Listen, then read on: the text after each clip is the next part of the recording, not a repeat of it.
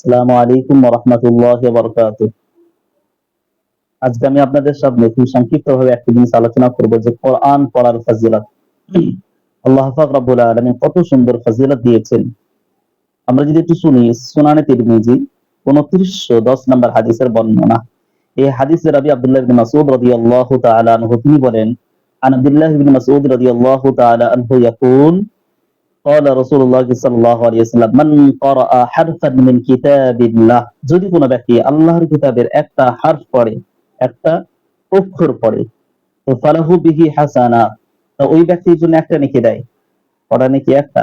ওয়াল হাসানাতু বিআশরি আমসালিহা, এই একটা নেকিকে আমার আল্লাহ 10 গুণ বাড়িয়ে দেয়। লা আকুলু আলিফ লাম মিম, নবী বললেন আমি আলিফ লাম মিমকে একটা অক্ষর বলি না, ওয়ালাকিন আলিফুন হারফুন ওয়াল লামুন হারফুন ওয়া মিমুন হারফুন, আলিফ একটা অক্ষর, লাম একটা অক্ষর, মিম একটা অক্ষর। এর দ্বারা বোঝা গেল যদি কোনো ব্যক্তি আলিফ লাম মিম এই তিনটি অক্ষর পড়ে, আল্লাহ পাক রব্বুল আলামিন তাকে 30টি সওয়াব দেবেন।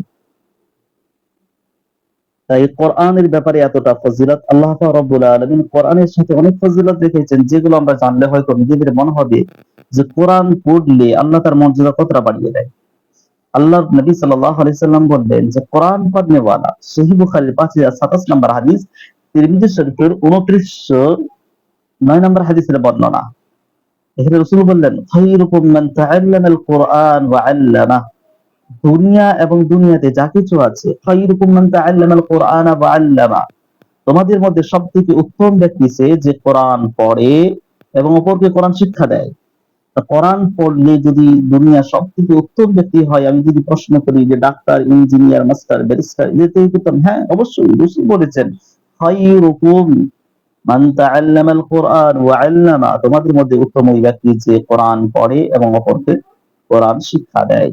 আমি যদি আপনাদেরকে বলতে চাই যে কোরআন পড়নেওয়ালাদের ফজিলত, আল্লাহ রাসূল বলেন ৩ শ্রেণীর ব্যক্তিকে যদি কোনো ব্যক্তি সম্মান করে, দুনিয়াতে ৩ শ্রেণীর ব্যক্তি দেখতে পাওয়া যায়। এই ৩ শ্রেণীর ব্যক্তিকে সম্মান করা মানে স্বয়ং আল্লাহকে সম্মান করা। সুবহানাল্লাহি বিহামদিহি সুবহানাল্লাহিল আযীম, কত বড় বরকত। আরে সে পড়তে জানে, কোরআন পড়তে পারে, এর কারণে তাকে সম্মান করুন। আল্লাহ বলল তাকে সম্মান করা মানে নিশ্চয়ই আমাকে স্বয়ং আমাকে সম্মান করা। ফরমান আবু দাউদের 4843 নম্বর হাদিসের বর্ণনা, আবু মুসা আশআরী রাহিমাহুল্লাহ তিনি বর্ণনা করেছেন, আল্লাহ রাসূল সাল্লাল্লাহু আলাইহি সাল্লাম বলেন ক্বালা রাসূলুল্লাহ সাল্লাল্লাহু আলাইহি ওয়াসাল্লাম ইন্না মিন ইজলালিল্লাহি ইকরামাদিশ শাইবাতিল মুসলিম, যদি কোনো ব্যক্তি বৃদ্ধ মুসলমান যার দাড়িগুলো সাদা হয়ে গেছে, চুল সাদা হয়ে গেছে, বয়স হয়ে গিয়েছে, এইরকম ব্যক্তিকে কেউ যদি সম্মান করে, আল্লাহ বলল সেজন্য আমাকে সব সম্মান করলো। সুবহানাল্লাহ। আজকে দেখতে পাওয়া যায় অনেক বৃদ্ধ মানুষ খেতে পাই না, তাদেরকে আমরা সম্মান করা দূরের কথা, তাদের জিজ্ঞাসা পর্যন্ত করি না।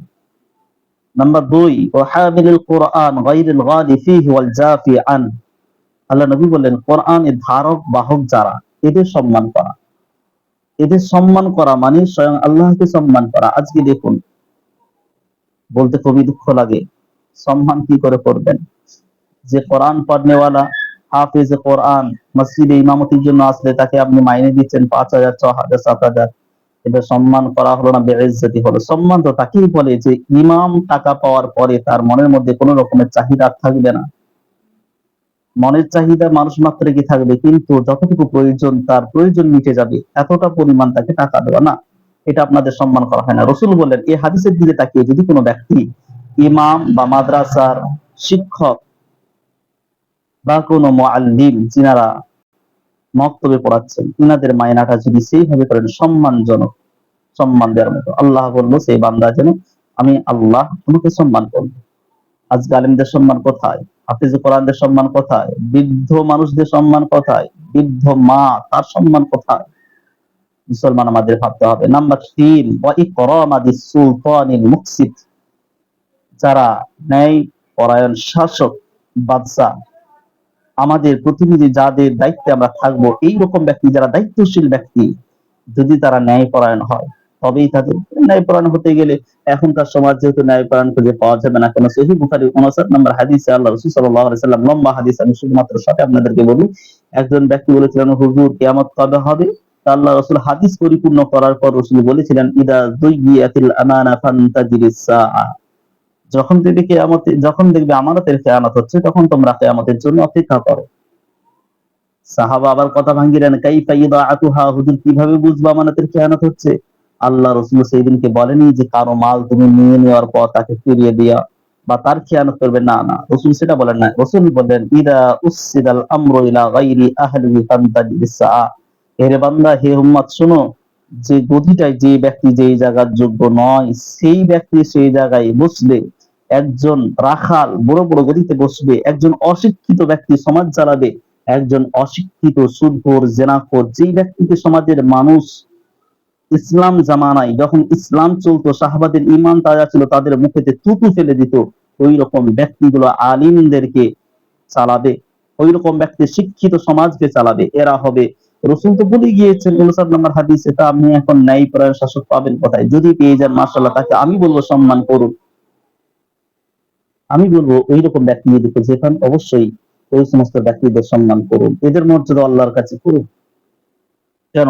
সহিহ বুখারী খণ্ড নাম্বার 1, পারা নাম্বার 3, পৃষ্ঠা নাম্বার 90, লাইন নাম্বার 4, 5, 6, হাদিস নাম্বার 660।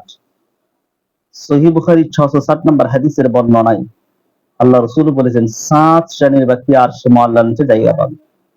তার মধ্যে প্রথম যে ব্যক্তি জায়গা পাবে, ওই ব্যক্তি হলো আল ইমামুল আদিল, নেক পরায়ণ শাসক, বাদশা, যিনি সবার প্রতি ইনসাফ বিচার করেছেন।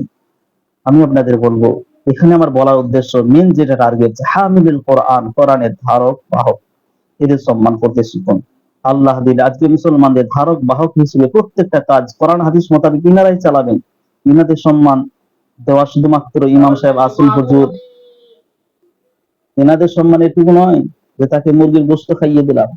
এনাদের সম্মান ওই জায়গায় নয় যে শুধু এক কাপ সুন্দর করে দুধ দিয়ে চা বানিয়ে খাইয়ে দিলাম, হুজুর চা খান, হুজুর দোকানে আসলাম 3 টাকা কাপের একটা চা খাইয়ে দিলাম। না, সম্মান তাকে বলে না। সম্মান যে জায়গায় ইমাম আছে তার মর্যাদা যেন আরো বাড়ে। কিভাবে বাড়বে? আর সম্মান কাকে বলে? কাকে সম্মান শিখাচ্ছেন? আজকে প্রত্যেকটা মসজিদে খবর নিয়ে দেখুন, যারা কোরআনের ধারক বাহক, যারা একটা গ্রামের নেতা, আজকে তাদের মর্যাদা আপনারা কি দিয়েছেন? হামিলুল কোরআন গায়রিল গালি ফীহি ওয়াল জাফি আন। রাসূল বললেন, এই আবু দাউসের 48 ও 43 নম্বর হাদিসটা একটু সকলে লক্ষ্য করবেন, তবেই বুঝতে পারুন যে কোরআন ওয়ালাদের ফজিলত, ইমামদের ফজিলত, উলামাদের ফজিলত কতটা। আল্লাহ পাক রব্বুল আলামিন আপনাদের আমাদের সকলকে এই কোরআনের প্রতি, নিজেদেরকে কোরআন পড়া এবং অপরকে কোরআন শিক্ষা দেওয়া এবং কোরআন পড়নেওয়ালাদেরকে সম্মান করা তৌফিক দান করুন। ওয়া আখিরু দাওয়ানা আলহামদুলিল্লাহি রাব্বিল আলামিন। আসসালামু আলাইকুম ওয়া রাহমাতুল্লাহি ওয়া বারাকাতুহু।